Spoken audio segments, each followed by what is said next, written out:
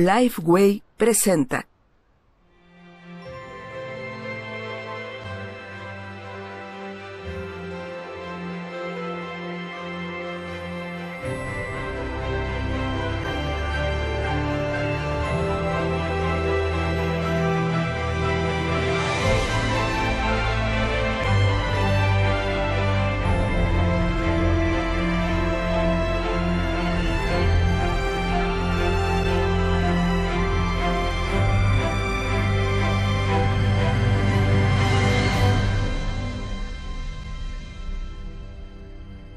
Semana 7. No sé si esperaban que ocurriera algo especial en la séptima semana de un estudio en el que nos hemos obsesionado con el número 7, pero esta semana han tenido que abrocharse el cinturón de seguridad porque había mucho que asimilar. El viaje lleno de baches va a terminar, pero aún no ha terminado.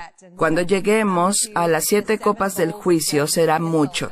Y quiero que nos tomemos un instante antes de saltar a la enseñanza para orientarnos. Vimos al final de nuestro pasaje de la semana anterior las uvas de la ira de Dios, que son pisadas en un lagar, que luego es forzado a ser bebido esencialmente por aquellos que son los enemigos de Dios. Ya saben, pero les he repetido hasta la saciedad que soy licenciada en filología inglesa y me encantan los libros que nadie quería leer en la secundaria. Si están familiarizadas con ese término, y me imagino que lo están porque se han ganado un lugar en nuestra comprensión popular, saben que aparece en muchos sitios. Probablemente tuvieron que leer Las uvas de la ira de John Steinbeck. El título del libro fue deliberado. Se refería a esta idea porque había una clara necesidad de que se hiciera justicia en esa historia que tenía lugar durante el Dust Bowl y la Depresión, donde existían los que no tenían y los que tenían, y había que hacer justicia. Probablemente sepan que el himno de batalla de la República también hace referencia a esta idea. Mis ojos han visto la gloria de la venida del Señor. Escuchen las alusiones de Apocalipsis, ni siquiera entre líneas. Está pisoteando la vendimia donde se almacenan las uvas de la ira. Ha desatado el fiel relámpago de su terrible y veloz espada. Es una referencia a la espada que sale de la boca del jinete del caballo que veremos. No todavía, pero muy pronto. Esta idea cautiva la imaginación de artistas y autores todo momento en que la justicia está a la vista. Uno de mis autores favoritos es Charles Dickens, quien ha escrito un cuento que también se relaciona con esta idea. Es un libro titulado Historia de dos ciudades. ¿También las obligaron a leerlo? El libro de Apocalipsis se convertirá cada vez más para nosotras a medida que nos acerquemos a su final. Exactamente en eso, en una historia de dos ciudades. No es casualidad que Dickens eligiera este nombre para su libro cuando lo escribió en 1859. El tema del libro es la Revolución Francesa y el consiguiente reino del terror que sucede al otro lado de la Revolución. Aunque apoya la caída del corrupto gobierno francés, también es muy consciente de los peligros de quienes lo han derribado. Veremos en nuestra lección de la próxima semana cómo una casa dividida es exactamente la forma en que Satanás opera. Hace que una cosa terrible destruya otra cosa terrible. No le interesa el orden, le interesa el caos. Escuchen estas líneas, esta ilustración inicial de Historia de dos ciudades. Es una escena que se abre con la gente común en las calles. Un barril de vino se ha caído de una carreta y se ha abierto en las calles. Escuchen esta ilustración aquí. Dice, como el vino derramado era rojo, tiñó el suelo de la estrecha calleja del barrio de San Antonio de París. Había manchado también muchas manos y muchos rostros, muchos pies descalzos y muchos zuecos. Las manos del hombre que cerró la madera dejaron marcas rojas en los tochos, y la frente de la mujer que amamantó a su bebé estaba teñida con la mancha del viejo trapo que se enrolló de nuevo en la cabeza. Los que se entretuvieron en lamer las duelas quedaron con manchas rojas en torno de la boca, como tigres ahitos de carne. Y hasta hubo un bromista que con los dedos bañados en barro rojizo escribió en la pared la palabra sangre. ¿Lo oyeron? Marcas en las manos, marcas en la frente. Tal vez el Apocalipsis resulte aterrador y desconocido para la generación de creyentes que lo abre hoy, pero no siempre ha sido así. Los que creaban arte y literatura se sentían tan cómodos con esas imágenes que encontraron formas de emplearlas para hablar de las grandes ideas simbólicas que representan. Eso es lo que intentamos conseguir con este enfoque simbólico que estamos captando de este libro tan difícil. En una interpretación simbólica de un libro, no hay que ser demasiado granular. Se permite ser cinematográfico. Lo que sé es que acaban de pasar una semana en algunas escenas realmente aterradoras y lo que probablemente se estén preguntando en este momento es, cuando todo este juicio se derrame hasta los 4 confines de la tierra, ¿podría alguien darme una especie de aviso sobre dónde estaré en ese momento? ¿Alguien lo ha sentido? ¿Algo así como ¿dónde estoy? Probablemente se habrán dado cuenta de que no he utilizado alguno de los términos que cabría esperar en un estudio de este tipo, porque desde el principio dijimos que no íbamos a adoptar ninguno de los 4 puntos de vista. Íbamos a ceñirnos a un enfoque simbólico. Eso significa que no vamos a hablar de líneas de tiempo y titulares, porque eso nos ataría a un planteamiento concreto. Lo que vamos a hacer es preguntarnos cuál es el significado más profundo de estos símbolos y qué se supone que debemos hacer con ellos. ¿Cómo podemos escuchar y luego responder a lo que se nos pide? No es que esas cosas no interesen, no es que las líneas de tiempo y los titulares no importen. Solo significa que no son el centro de nuestro enfoque en este estudio concreto. Aquí tienen una regla que pueden tener en cuenta si les preocupa si van a estar o no. Si lo único que oyen es sobre los moradores de la tierra y escuchan que el juicio va a los 4 puntos cardinales, entonces, ¿qué pueden saber? Ya no están ahí. ¿Cómo lo sabemos? Porque si Dios derrama su justicia sobre los impíos, no puede derramarla justamente sobre los que han sido perdonados por la obra de Cristo. ¿De acuerdo? Ahora lo que no quiero que escuchen, porque sé que a veces se da esa idea, es oigan chicas, ustedes no van a sufrir. Creo que en este momento podemos decir que no hemos visto que eso sea cierto, ¿verdad? Sabemos que la ira de Dios se derramará sobre los impíos, pero ¿por qué? Precisamente porque los seguidores de Cristo han sufrido a manos de los impíos, igual que Cristo mismo sufrió a manos de los impíos. Espero que esto nos ayude a orientarnos un poco. Y ahora no vamos a dar un paso más hasta que hagamos las señales con las manos. ¿Están listas? Espero que se hayan dado cuenta en la introducción de los deberes de esta semana de que cuando hablamos de copas no nos referimos a trofeos.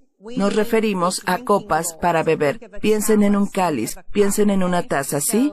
Veamos si podemos hacer nuestras señales manuales. El de esta semana será, no les sorprenda en absoluto. Soy muy creativa en la forma en que pensé en esto.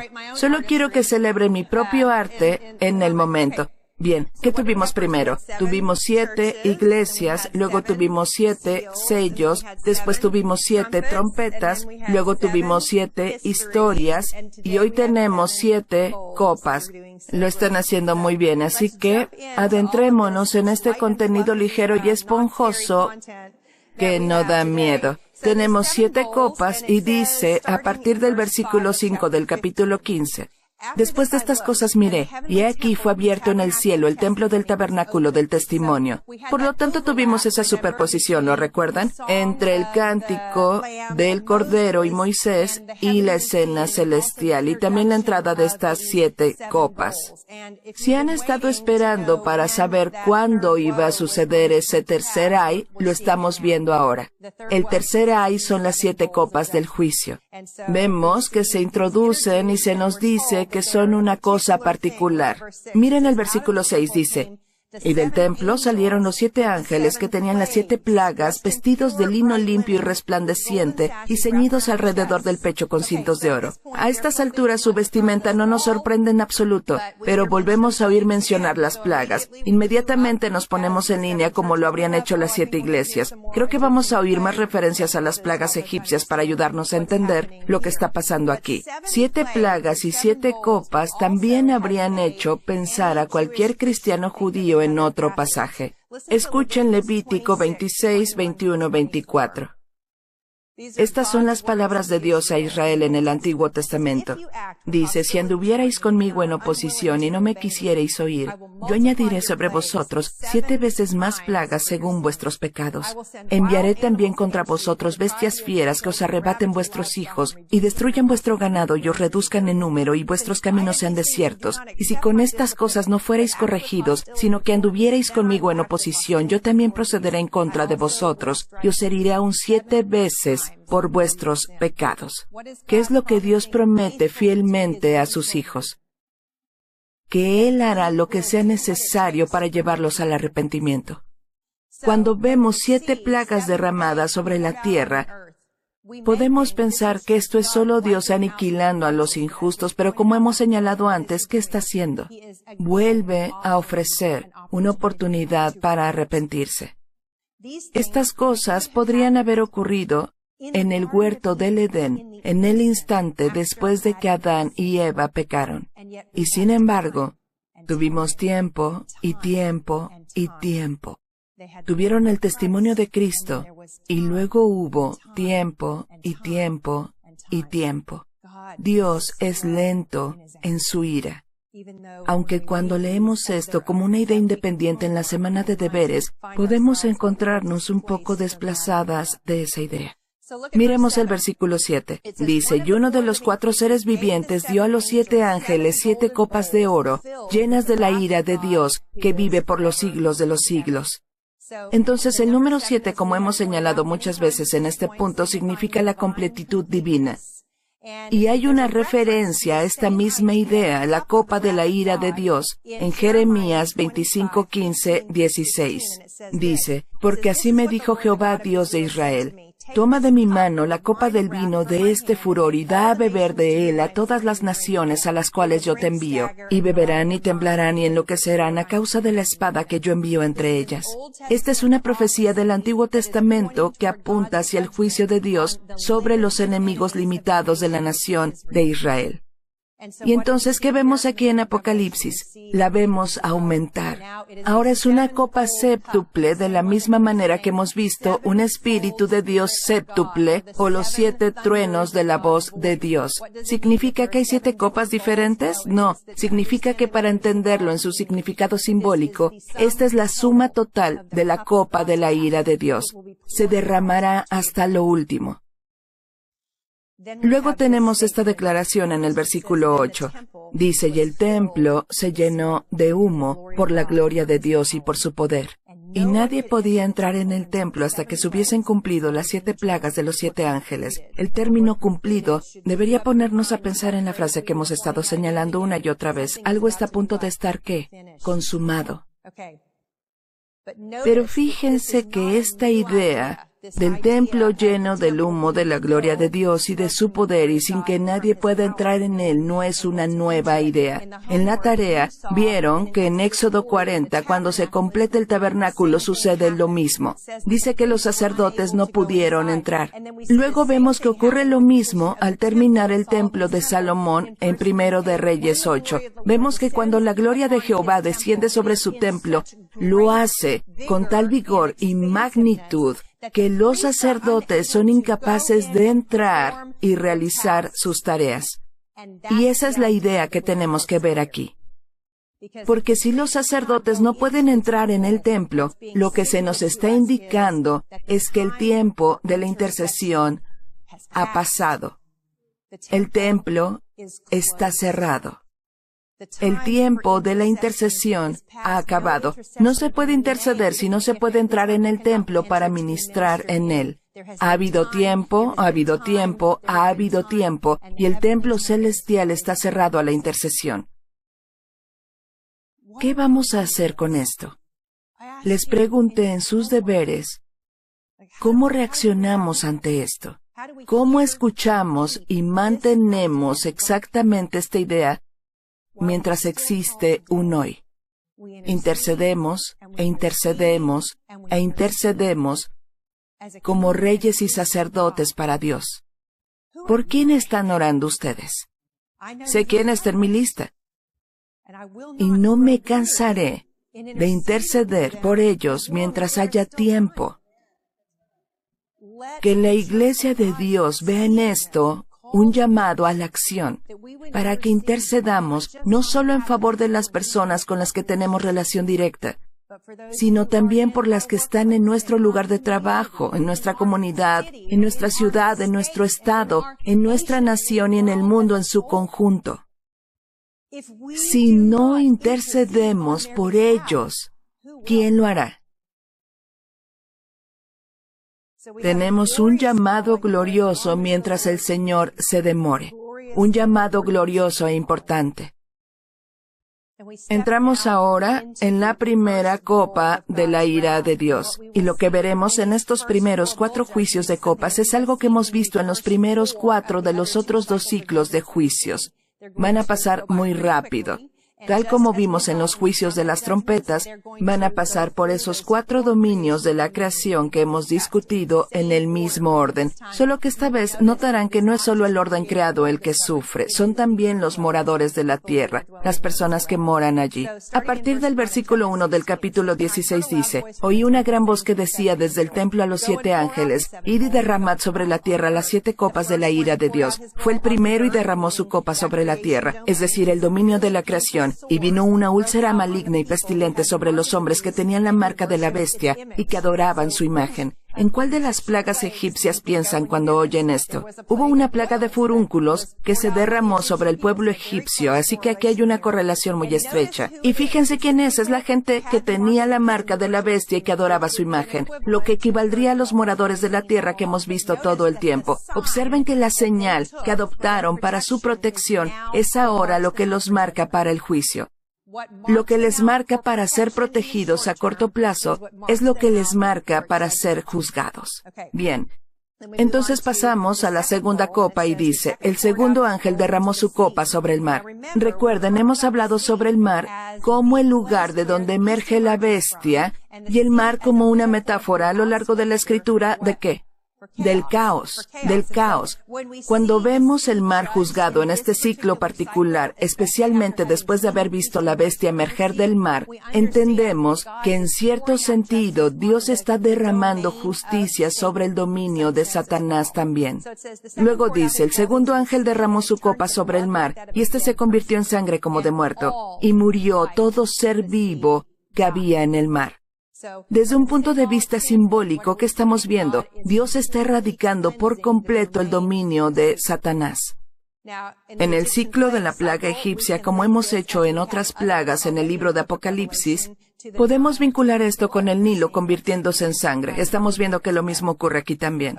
Pasemos a la tercera copa y ya saben que van a ser ríos y arroyos porque se están volviendo muy buenas en esto en la 7ª semana y no es tan difícil como fue en la segunda, ¿verdad? Y dice en el versículo 4, el tercer ángel derramó su copa sobre los ríos y sobre las fuentes de las aguas y se convirtieron en sangre. Y oí al ángel de las aguas que decía, justo eres tú, oh Señor, el que eres y que eras el santo porque has juzgado estas cosas. Por cuanto derramaron la sangre de los santos y de los profetas, también tú les has dado a beber sangre, pues lo merecen. También oí a otro que desde el altar decía, ciertamente, Señor Dios Todopoderoso, tus juicios son verdaderos y justos. Por lo tanto, cuando escuchamos esta idea de nuevo de su sangre derramada, ¿escuchan el tema de ojo por ojo, diente por diente? Básicamente, la razón por la que esto está sucediendo no es porque Dios simplemente se enojó. Es un clamor de que se haga justicia por la sangre de los santos que se derramó. Recuerden, mientras leemos todo esto, que Dios no puede ser cruel.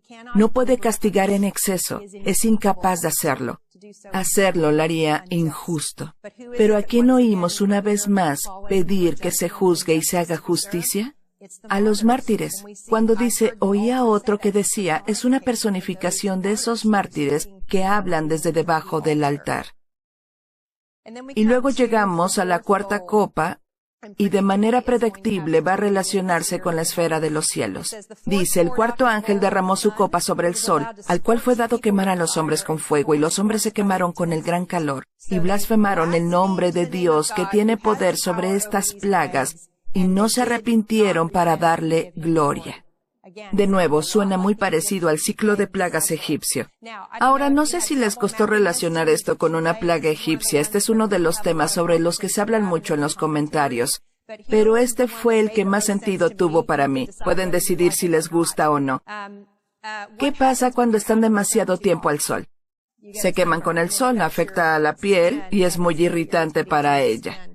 Por eso, los comentaristas suelen relacionarlo con las plagas egipcias de mosquitos y moscas, porque eran insectos urticantes que irritaban la piel. Pensé que era bastante creativo y puede que incluso sea cierto, porque los ciclos de plagas egipcios, si miran hacia atrás, hacen algo similar con los dominios de la creación.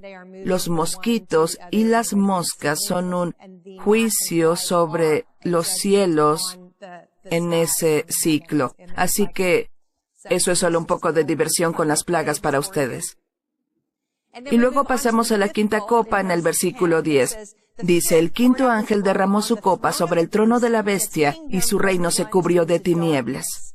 Bueno, no es muy difícil de rastrear hasta las plagas egipcias, porque la oscuridad cae sobre el trono del faraón en la 9ª plaga que encontramos en el ciclo egipcio. Dice, y mordían de dolor sus lenguas, y blasfemaron contra el Dios del cielo por sus dolores y por sus úlceras, y no se arrepintieron de sus obras. Cada una de estas plagas da testimonio de la dureza de corazón de quienes la soportan. Así que, 2 veces hemos oído que blasfemaron, ¿lo notaron?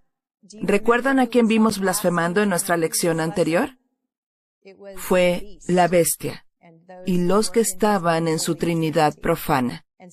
Lo que vemos aquí es un principio al que tenemos que prestar mucha atención como hijos de Dios.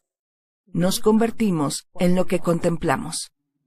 Nos convertimos en lo que contemplamos. Lo que vemos aquí es que aquellos que han seguido a la bestia están siendo conformados a la imagen de la bestia. Y al hacerlo, si alguien se vuelve más semejante a la bestia, entonces se está volviendo menos que humano. Se están deshumanizando. ¿Por qué es importante? ¿No lo ven? Cuando la gente cae en pecado, ¿qué hace? Se deshumanizan a sí mismos y deshumanizan a los que están en su esfera de influencia. ¿Por qué es importante que lo reconozcamos? Si podemos ver cómo el anticristo ejerce esta influencia sobre sus seguidores, ¿cómo debemos entender la influencia de Cristo sobre aquellos que le sirven? Bueno, miraron Romanos 8:29 en su tarea. Dice que estamos predestinados a ser hechos conformes a la imagen de Cristo. Pero ahora, a la luz de lo que acabamos de ver que sucede con los seguidores de la bestia que se deshumanizan cada vez más, ¿cómo podemos entender lo que significa conformarse a la imagen de Cristo? Se trata nada menos que de volver a humanizarse. Ser recreados en la forma en que se suponía que debíamos llevar la imagen de Dios todo el tiempo. Si alguno está en Cristo, nueva criatura es. No significa que esa nueva creación no tenga nada que ver con lo que era antes. Significa que, en tus intentos limitados y defectuosos de ser humano, tienes ahora los medios para hacerlo como siempre debiste hacerlo. Este es el proceso de santificación. Si la desobediencia a la ley de Dios nos deshumaniza, ¿cómo creen que nos rehumaniza? Obedeciéndola. Obedeciéndola. No porque queramos ganarnos su favor, sino porque ya lo tenemos. Vaya, me estaba entreteniendo un poco antes de llegar a la sexta copa, porque a estas alturas ya saben que cuando llegamos al número 6 no va a ser bueno. Y efectivamente estaba a escocer. En el versículo 12 dice, el sexto ángel derramó su copa sobre el gran río Éufrates y el agua de este se secó para que estuviese preparado el camino a los reyes del oriente. En la historia de Israel, el reino del sur de Judá es llevado al cautiverio en Babilonia y luego son liberados de una manera inesperada por Ciro, el rey de los persas, a quien Dios usa como su siervo y su medio de liberación. ¿Cómo lo hace? Desvía el río Éufrates para poder hacer cruzar a sus ejércitos. Cuando los oyentes escuchan esto, exclaman, vaya, esto realmente sucedió. Y de nuevo, ¿por qué hemos dicho que sabemos que Dios será fiel para hacer lo que Él dice que hará? Porque Él ya lo ha hecho.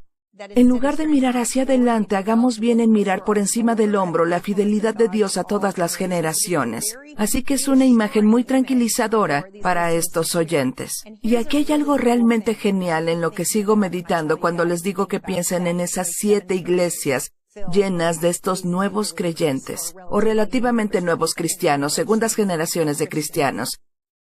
Se habrían llenado de judíos y gentiles conversos, ¿verdad? Pensé en cómo Pablo dice una y otra vez que el evangelio va primero al judío y luego al gentil. Y cómo, en un sentido muy real, en estas primeras comunidades cristianas, eso sería algo que se está llevando a cabo de una manera práctica muy pequeña. Porque incluso escuchar el cántico de Moisés y el Cordero les habría hecho pensar en este cántico en el Antiguo Testamento que se utilizó en la liturgia hebrea. ¿Quién no lo habría pensado? Esos creyentes gentiles. Me imagino a estas iglesias y al creyente judío inclinándose hacia su vecino creyente gentil y diciendo, no vas a creer esto. Adivina de dónde surge. Es asombroso. Ahora, vivimos en un tiempo en la iglesia donde esas distinciones no existen de la misma manera, pero todavía tenemos a aquellos que son más maduros en la fe, los más estudiados en el Antiguo Testamento. Eso es lo que hacemos los unos por los otros. Decimos, crees que esto es genial solo por lo que sabes, pero déjame enseñarte la parte que aún no has visto. Bien. Volvamos a la historia. Estancamiento de nuevo. Dice que el agua se secó para preparar el camino a los reyes del Oriente. Ahora bien, el río Éufrates también forma la frontera del Imperio Romano por un lado, y algunos de sus enemigos más temibles se encuentran al otro lado del mismo, por lo que en el momento, estos oyentes originales habrían pensado, vaya, esto parece como si tal vez estuviera apuntando al reino actual de este mundo. Así que creo que probablemente ambas cosas habrían influido en su forma de pensar. Estamos viendo que se les está diciendo que Dios redimirá a su pueblo del cautiverio a la moderna Babilonia de alguna manera similar. De alguna manera similar por algún medio inesperado. Luego en el versículo 13 dice, y vi salir de la boca del dragón y de la boca de la bestia y de la boca del falso profeta 3 espíritus inmundos a manera de ranas. Así que ahí está la Trinidad profana de nuevo, ahora vomitando ranas. Genial, se volvió aún más espeluznante. Pero, si están familiarizadas con las plagas de Egipto, ¿qué están pensando? Por supuesto, hay otra, la plaga de ranas. Y dice, pues son espíritus de demonios que hacen señales y van a los reyes de la tierra en todo el mundo para reunirlos a la batalla de aquel gran día del Dios Todopoderoso. Bien, entonces, vamos a pensar en estos reyes, vamos a oír hablar más de ellos, no vamos a hablar mucho de ellos aquí, pero van a volver a surgir. Al parecer, habrá reyes de la tierra que se reunirán, y aquí es donde comienzan a escuchar susurros de una batalla de la que probablemente han oído hablar antes, la batalla de Armagedón. La mayoría de la gente ha oído hablar de ella porque era el título de una película bastante mala de hace unos años, y una vez más ha influenciado nuestra comprensión popular y nuestro vocabulario. Así que estaremos atentas a eso. Vamos a escuchar que esa batalla realmente sucede, pero todavía no. Aquí solo tenemos indicios. La recapitulación hará su trabajo a medida que avancemos. Llegamos al versículo 15 y dice, He aquí yo vengo como ladrón. Bienaventurado el que vela y guarda sus ropas para que no ande desnudo y vean su vergüenza. En el versículo 16 dice, y los reunió en el lugar que en hebreo se llama Armagedón. Así que no vemos la batalla, nos quedamos. Supongo que ya llegará. Pero ¿se dieron cuenta de que tenemos otra de esas inserciones en las que de pronto sonó como si se volviera a hablar con esas iglesias, como hemos visto antes? Hola, gente que recibió las 7 cartas. Aquí hay algo en lo que tienen que pensar. Ustedes no saben cuándo estas cosas van a suceder. Y bienaventurado el que esté alerta y permanezca vestido, que no los encuentren desnudos. Bueno, no creemos que esto sea literal. No creo que muchas de ustedes tengan pánico de estar literalmente desnudas cuando Cristo regrese. Aunque para ser justas, podría suceder. Pero esto se relaciona con la carta a la iglesia de Laodicea. ¿Recuerdan en el capítulo 3 cuáles fueron las palabras dirigidas a la iglesia de Laodicea? Tú dices que eres rico y que te vistes con ropas finas, pero en realidad, ¿qué eres? Eres pobre, miserable y desnudo. Aparentemente, dentro de la iglesia, podemos funcionar como si estuviéramos desvestidos con respecto al Señor. Entonces, ¿cuál es la pregunta aquí? La pregunta es, ¿tienes tu traje de boda? Por ejemplo, si están familiarizadas con la parábola del banquete de bodas, debían tener ropa para entrar ahí. Hemos visto todo esto acerca de vestirse de blanco y saben que se trata de la justicia de Cristo. Pero aparentemente es posible para aquellos en la familia de Dios tener la justicia de Cristo y aún así parecer como si estuvieran desnudos. ¿Y cómo creen que ocurre? En primer lugar, en un sentido espiritual, si miramos con ojos espirituales a los moradores de la tierra, ¿cómo estarían? Desnudos.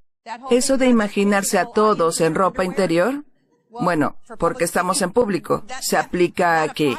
En un sentido espiritual, aunque estén vestidos, gorditos y felices, comiendo y bebiendo y casándose porque mañana moriremos, en un sentido espiritual están desnudos, están expuestos ante el Señor. Lo que dice aquí es, oye iglesia, no seas así. Hablamos de la marca de la bestia en términos simbólicos, es decir, alguien que es indistinguible del sistema mundial porque se ha moldado tanto en la forma en que piensa y en la forma en que actúa. Esa es la definición de estar desnudo ante el Señor. Dentro de nuestras iglesias, dentro de nuestra propia capacidad personal de caminar en santidad, queremos hacerlo, porque caminar en santidad es llevar las vestiduras de la justicia de Cristo. Pero, si hemos sido seducidas o engañadas para pensar y actuar como los moradores de la tierra, ¿cómo sostendrá la iglesia su candelero? Ese candelero será retirado. Y en esa nota ominosa, pasemos de la sexta copa a la séptima. Porque todo el mundo en este punto está listo para tener esa vista celestial, que sabemos que es nuestra recompensa si logramos pasar todos los 7 que tenemos que superar. En el versículo 17 lo vemos, y como en otros lugares, es solo un vistazo rápido, es solo un rápido recordatorio de que Dios sigue sentado en su trono. El versículo 17 dice, el séptimo ángel derramó su copa por el aire, y salió una gran voz del templo del cielo, del trono, diciendo, hecho está. Entonces, hubo relámpagos y voces y truenos. Recuerdan que hemos dicho que el ritmo de la forma que se nos da del tiempo entre la primera y la segunda venida de Cristo implica que habrá cosas que van a ser comunes. Guerras, rumores de guerras, terremotos, desastres nacionales, todas esas cosas. ¿Y entonces qué va a pasar? Y luego al final recuerden nuestra metáfora de los dolores de parto. Habrá una cosa muy grande y terrible, el día grande y asombroso del Señor. ¿Y entonces qué? La vista eterna, ¿verdad? La sala del trono, la vista eterna para siempre. Entonces, cuando oímos, hecho está, ¿qué estamos viendo? El juicio de Dios se ha derramado en toda su plenitud. Lo que pasa es que lo estamos viendo más de una vez. ¿Se están dando cuenta? De la misma manera que vemos estas escenas de las salas del trono y los ancianos siempre están cayendo de rodillas de nuevo, nos preguntamos, ¿cuántas veces van a hacer esto? Creo que se pretende que conectemos esas escenas y veamos que es la misma escena en un sentido simbólico que se nos está recordando, pero recuerden que así es como termina, pero recuerden que así es como termina, pero recuerden que así es como termina. Entonces, ¿en qué momento está hecho? Bueno, aquí vemos la ira de Dios derramada sobre sus enemigos. ¿Por qué entonces en la cruz Jesús dice, consumado es? Está claro que no lo era. ¿Sienten eso en este momento? ¿Por qué dijo eso? Porque la ira de Dios se derrama sobre Cristo, para que tú y yo no recibamos el cáliz de la ira, sino que recibamos la copa de la misericordia. Retengamos ese pensamiento y avancemos un poco más en el pasaje. Dice, y un gran temblor de tierra, un terremoto tan grande cual no hubo jamás desde que los hombres han estado sobre la tierra, y la gran ciudad fue dividida en 3 partes, y las ciudades de las naciones cayeron, y la gran Babilonia vino en memoria delante de Dios para darle el cáliz del vino del ardor de su ira, y toda isla huyó, y los montes no fueron hallados, y cayó del cielo sobre los hombres un enorme granizo, trabajó en una plaga más, como del peso de un talento, y los hombres blasfemaron contra Dios por la plaga del granizo, porque su plaga fue sobremanera grande. En sus deberes vieron que aquí hay una pequeña broma, en el sentido de que en Levítico 24:16 leemos que la pena para un blasfemo es ¿qué? Lapidación. es la lapidación. Aquí los blasfemos reciben una versión de la plaga egipcia a una escala que no tiene comparación. El castigo se ajusta al delito. Y vemos que algo interesante sucedió aquí. Mientras leen acerca de estas respuestas a la declaración consumado es, les hizo pensar acerca de Cristo en la cruz. Él dice consumado es, y vemos que muchas de estas cosas similares suceden. No vemos una ciudad dividida en partes. ¿Qué vemos? Un velo que se rasga en dos. Y tengo que preguntarme si no hay una conexión aquí. Hemos especulado que hay algunas alusiones en esta referencia a Babilonia, no solo a Roma, sino quizás a la propia ciudad de Jerusalén. Y creo que podemos entretenernos un poco más con esa idea cuando pensamos en las palabras de Gálatas sobre Jerusalén. Tuvieron toda esta comparación de Agar y Sara, el hijo de la mujer esclava y el hijo de la mujer libre. Y luego se hace esta declaración en Gálatas 4:26. Dice, mas la Jerusalén de arriba, la cual es madre de todos nosotros, es libre. En contraste con la Jerusalén literal que está abajo. Tengo que preguntarme si en términos simbólicos, cuando vemos esta gran ciudad que potencialmente podría estar hablando de Jerusalén dividida, es de alguna manera simbólica una referencia a la rasgadura del velo en la muerte de Cristo, que nos permitió un acceso sin precedentes a su presencia. Creo que vamos a ver a la nueva Jerusalén descender del cielo. Y ese vínculo se va a hacer más fuerte para nosotros, un acceso sin precedentes a la presencia de Dios. Por lo tanto, suceden cosas similares a cuando ocurre la crucifixión. ¿Por qué? Porque en ambos casos vimos derramarse la ira de Dios. Vimos la ira de Dios derramada sobre Cristo por nosotros en la cruz.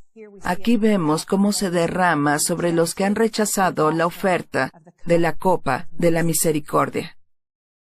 Rechazaron la oferta de la copa de la misericordia, en marcado contraste con nuestro Salvador, que aceptó la copa de la ira en nuestro lugar. Probablemente recuerden cuando Jesús está en el huerto de Getsemaní esperando la hora final y le dice estas palabras al Padre, en Lucas 22:42. Padre, si quieres, pasa de mí esta copa, pero no se haga mi voluntad sino la tuya. Tenemos lo amargo y lo dulce de la justicia de Dios, porque Cristo bebió el cáliz amargo hasta lo último. Cuando toman la cena del Señor, beben la copa de la misericordia en memoria de esto.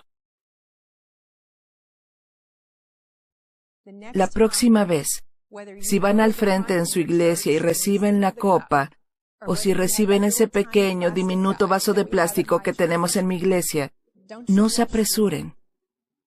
Incluso pueden, cuando reciban los elementos, sostener sus manos así.